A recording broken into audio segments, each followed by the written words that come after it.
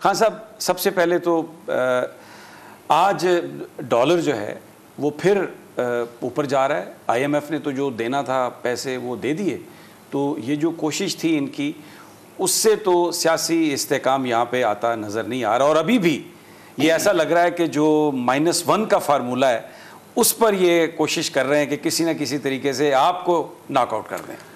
पहले सभी मैं ये लोगों को समझा दूं कि हमारे से माशत से हो क्या रहा है। देखिए, हमें जो माशत मिली, पहला साल जो हमारा था, मुल्क बैंकरप्ट था, पैसे नहीं थे, इन्होंने कर्जे चढ़ा दिए थे और फॉरेन एक्सचेंज रिजर्व जो रुपए को गिरने से रोकता है वो 3-4 हफ्ते के रह गए थे, बल्कि हम डिफ़ॉल्ट कर रहे थे। उधर से हमने मुल्क संभाला, बड़ा मुश्किल दौर, आपको पता है, प्रोपेगेंडा। आजकल मैं हैरान हूँ कि वो जो मीडिया हाउसेस जो हर रोज़ हम उठते थे कि जी तबाह हो गया मुल्क, मारे गए, महंगाई इतनी हो गई, आज वो देखिए चुप करके बैठे हैं। हमारे लिए हर रोज़ प्रोपेगेंडा, ये तबाह हो गया मुल्क।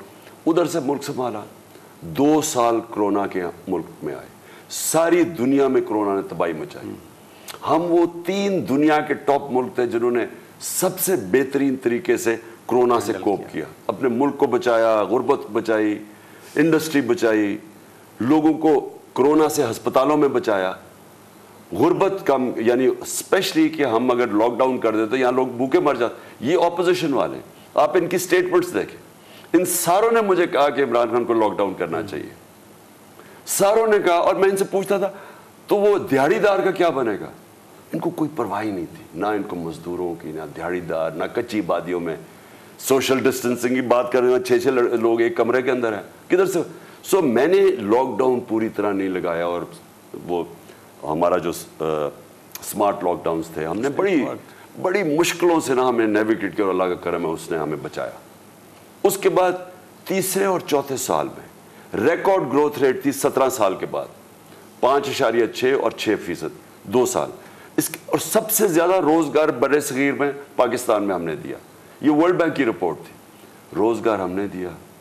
हमने कोरोना की वजह से जो आलमी महंगाई आई, उसके बावजूद सारे बड़े सगीर में सबसे कम पेट्रोल और डीजल दिया हमने।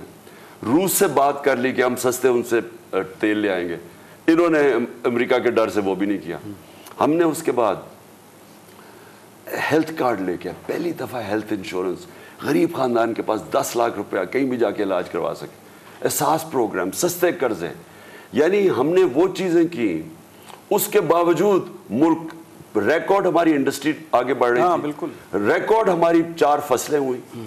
उस वक्त आके इन्होंने हमारी टांगें खींची और इन्होंने आके मुल्क गिरा दिया और कहा जी वो शहबाज शरीफ कोई बहुत बड़ा जीनियस है। वो शुक्र है दूध का दूध पानी का पानी हो गया, सबको पता चल गया, ना इनसे माशत संभाली जा रही है। रुपया IMF के प्रोग्राम और उनकी शराइत मानने के बावजूद गिर रहा है। इनके पास अब कोई रास्ता ही नहीं है। फॉरेन एक्सचेंज रिजर्व्स अब इनके कैसे बढ़ेंगे? लोग पैसे देने के लिए तैयार नहीं है। यानी आगे क्या हो रहा है? हमारी रिकॉर्ड टैक्स कलेक्शन थी, टैक्स कलेक्शन गिर रही है, एक्सपोर्ट्स गिर रही हैं, इसका मतलब डॉलर्स कम आ रहे हैं, रेमिटेंसेस अब कम होंगी क्योंकि इतना फर्क हो गया है, जो मार्केट में डॉलर बिक रहा है और जो ऑफिशियल रेट है उसमें फर्क जितना बढ़ता जाएगा, लोग बैंकिंग चैनल से पैसा नहीं भेजेंगे, डॉलर्स ही भेजेंगे, वो कम होता जा रहा है। और जब एक्सपोर्ट्स, रिकॉर्ड एक्सपोर्ट्स थी हमारी, जब आपकी एक्सपोर्ट डॉलर कम आने शुरू हो जाएंगे तो किधर से आप, कर्जे तो बढ़ते जा रहे हैं, बैरूनी मुल्क कर्जे लिए हुए हैं, उनके ऊपर सूद देना है, तो ये तो मुल्क सीधा नीचे लेके जा रहे हैं। लेकिन वो कहते हैं नवाज शरीफ की ख्वाहिश है कि आप डिस्क्वालीफाई हों। वो अच्छा, अब मैच से खेल नहीं सकते। मैच में इनको डर लग गया कि मैच में बड़ा फेंटा पड़ गया इनको, फेंटा और धांधली के बावजूद ऊपर से पब्लिक का ये रुझान देख रहे हैं।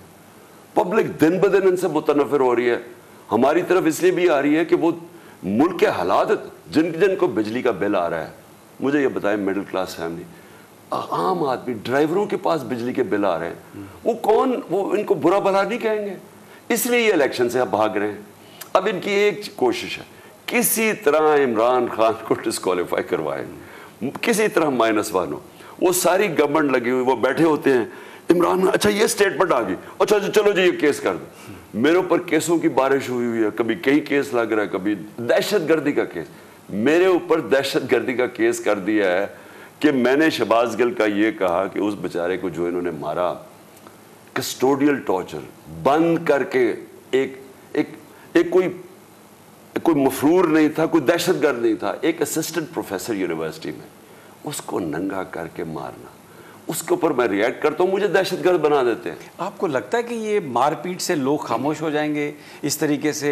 माजी में तो ये हमने नहीं देखा कि ये टैक्टिक्स कामयाब हुए हो। कभी भी नहीं हो सकते। देखें, आप अवाम के खिलाफ नहीं लड़ सकते। आप अगर ये समझ रहे हैं कि आप ये जनाब यूट्यूब वालों को पकड़ लिया, वो सोशल मीडिया को पकड़ लिया, धमकियां दी, हमारे लोगों को, मीडिया को डरा दिया, वो अरशद शरीफ जैसे यानी क्रेडिबल, मैं समझता हूँ पाकिस्तान का टॉप जर्नलिस्ट, वो बाहर भगा दिया उसको, वो दूसरा साबिर शाकिर बाहर चला, एयाज मीर जैसे, आप जैसे दानिश को उन्होंने जलील करने की कोशिश की, डराने की कोशिश की। वो हमारे बेचारे जमील फारूकी को नंगा करके।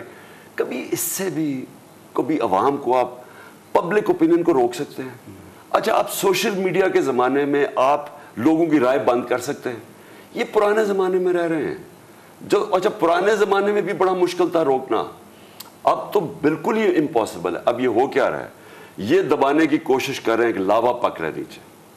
मैं सभी आप सारी टीवी चैनल के सामने कहता हूँ, एक कॉल मैंने देनी है, एक कॉल। मैं आपको, जो मैं मुल्क देख रहा हूँ, जो मैं एक थोड़े से लोगों से शुरू हुआ था, एक पब्लिक को लेके चला था।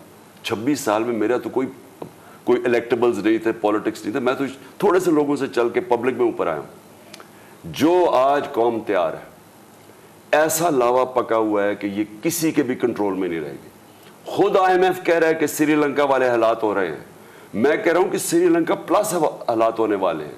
हमारी तो 22 करोड़ अवाम है, ऊपर से जो अल्लाह से इम्तिहान आए, जो सिंध के अंदर हुआ है, जो सखर में, जो मैं जाके देखा है लोगों के हालात, इनके पास तो कोई ना, ये जो सिंध, ये जो पीपल्स पार्टी की हुकूमत इतनी करप्ट है कि इनके पास तो कोई तरीका ही नहीं है। अब उनको कैसे मदद करेंगे? ये तो बाहर ही नहीं निकल सकते।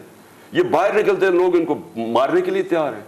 जरदारी जरा बाहर निकल के दिखाए मुझे, या बिलावल, ये निकल ही नहीं सकते वहां। लोगों को गुस्सा है इनके ऊपर, और वो एकदम वो गुस्सा अब इनके ऊपर निकल रहा है, क्योंकि वो चुप करके दबे हुए केसेस, पुलिस, गुंडे, ये उनको जुल्म करके उनको दबा के रखा हुआ था।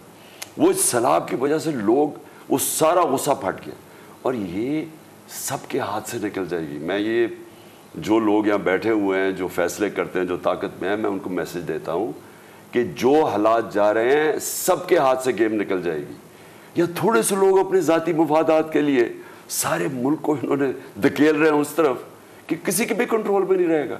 बोल किसी के भी दबाव में आकर अपने फैमिली मेंबर्स को अलहदा नहीं करेगा। बोल हमेशा आवाम की आवाज बनता रहेगा और आवाम के मसाइल दिखाता रहेगा। बोल की आवाम से खुसूसी दुआओं और साथ देने की अपील। सबसे ज्यादा व्यूज, सबसे ज्यादा रील्स और सबसे ज्यादा रेटिंग के साथ बोल अब भी नंबर 1 पोजीशन पर बरकरार। सब्सक्राइब करें और बेल दबाएं ताकि कोई खबर रह न जाए।